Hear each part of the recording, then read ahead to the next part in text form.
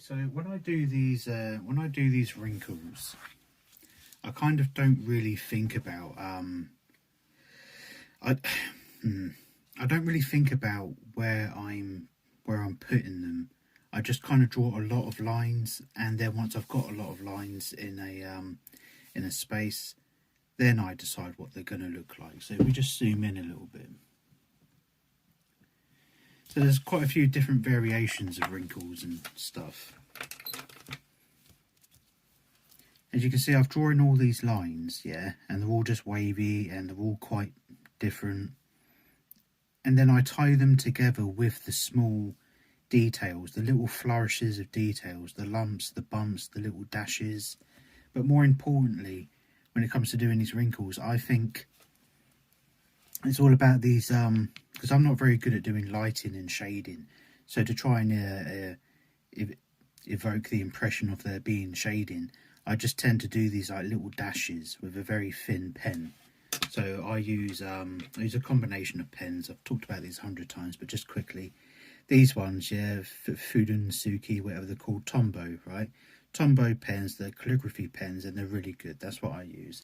But then I also use, for different thicknesses, just the micron pens that everyone uses. Go on Amazon, search for micron, you'll see them, blah blah blah. And there's lots of different sizes. I think 8 is usually one of the thickest ones you get in the packet. But yeah, but I use the thin one for the little dashes for when I'm doing the shading and stuff. So like number 2 would be good, or number 3. Number 1's a bit too thin. But yeah, so I've already drawn on a piece of paper. I've drawn some colour. Well, I haven't drawn some colour, I've laid down some colour. And you'll see what I mean. So let's just draw lines anyway. I'm kind of sat at a weird angle because it's always awkward trying to fucking film yourself. But and I am going to rush just a little bit. I'm not going to spend ages. I'm just giving you like a brief idea. So as I'm doing this, right, I'm not really thinking all that much about how it's going to come together to end up looking like what I just showed you on that picture of Goku. Am I on the camera? Yes, I am. Right. And then let's do another one like that. And now suddenly, as I just did that, I thought to myself, I'm going to make 2 touch like that. And maybe we could make another one hang down there.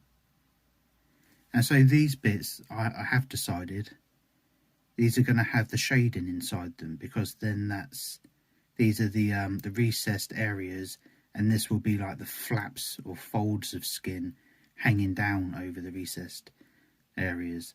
So here, look, let's do another big thing. Look, this is a big fat bit hanging down. There's going to be a small recessed area in there. But when I'm drawing, I've always described myself as being, I mean, there's nothing, no one really taught me how to draw apart from maybe Neil Buchanan from Art Attack, which is a TV show here in the UK back in the day. I learned how to draw a little bit from that, but it's mostly what I've taught myself, and I've always just kind of described it as like extreme doodling, because I don't really know any ideas from books or what a teacher might say if you went to art school or anything like that. I'm not classically trained. I think that's what I'm trying to look for.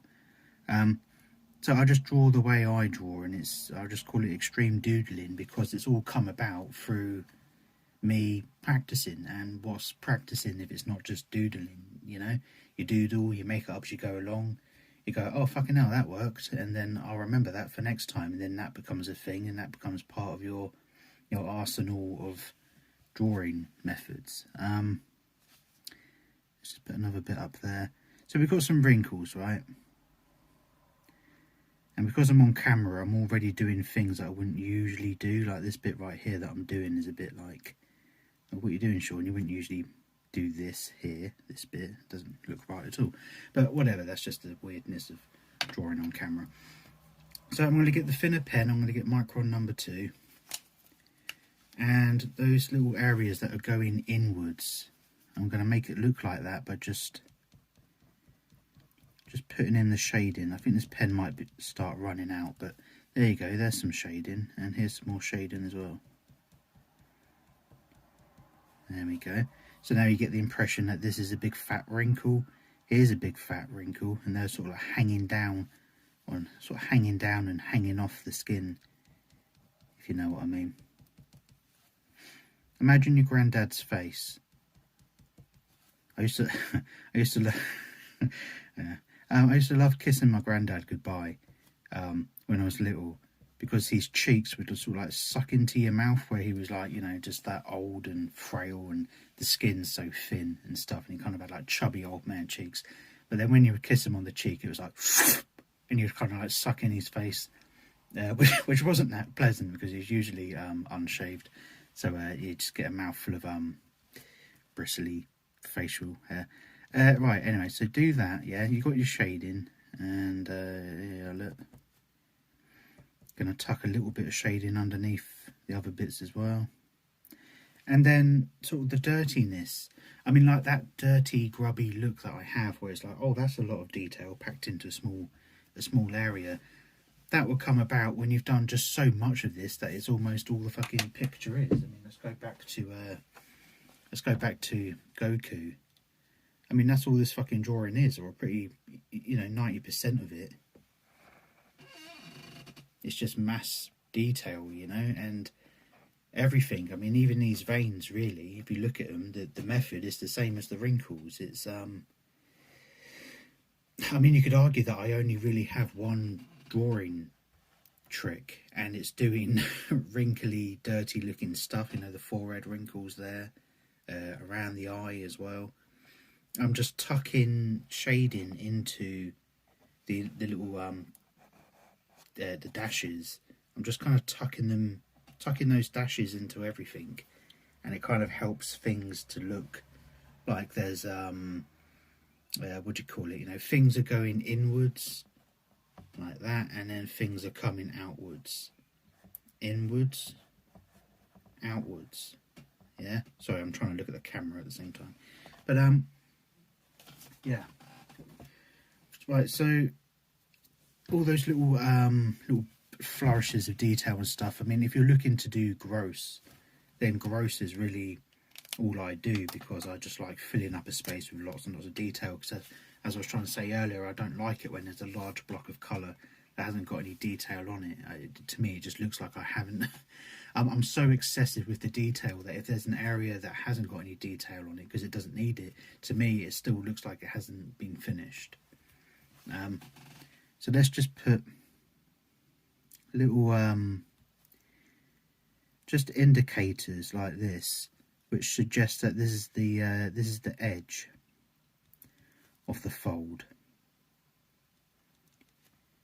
and I can't really explain how these make it look like how that looks like it's the edge, but now it does, doesn't it? I mean, before this here looks like it's 2D.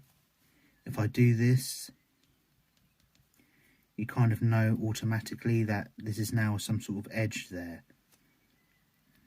Let's put a bit more here. And then doing what I did just here, I'm going to do it again over here. And that looks like when you pull on a saggy bit of skin, and you know those lines kind of reveal themselves where the skin's being tightened and stretched.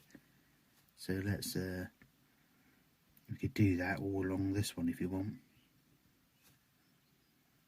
Tuck some underneath there, and then in spaces where I don't really know what to draw, that's where all the little lumps and bumps come into it. Let's just do another spot over here. And sometimes I'm literally just drawing dots. I mean, I just did 3 dots then. You know, just like, yeah, whatever, just some little like dashes. Just drawing like any old shit. Because if you draw the wrinkles, if you draw the main thing that you're drawing, so the wrinkles here would be the main thing. If you draw that well enough, you can get away with doing this. getting a bit faster at it. Yeah, whatever, that goes in there, that goes in there. Yeah, whatever, put a little bit more underneath here. Yeah, cool. Let's put another spot there. Yeah, whatever. Because the viewer, the person looking at this drawing, will just put all those other little details you're just doing there. They'll put that together in their head themselves. Even if that bit doesn't look as good as the wrinkles, you're kind of not going to notice. You'll just piece it all together in your head. It's like, oh, that whole area looks really cool. But if you look closer, it might be like, oh, actually the shading wasn't that good there or whatever. Oh, it looks like it's rushed it over here. But no one's ever really looking that close. So I'm kind of telling you how to cut corners now, which might not be the point. I don't know. But yeah, so well, there you go. I mean, that's basically all I'm doing. Everything I just did there, I draw the thing, I fill in some shading so I know what's what, and then I pop it. I make it pop and bring it to life by putting in little flourishes of detail, and the detail isn't really that dramatic. Let's just do one of those like ugly spot things for a second.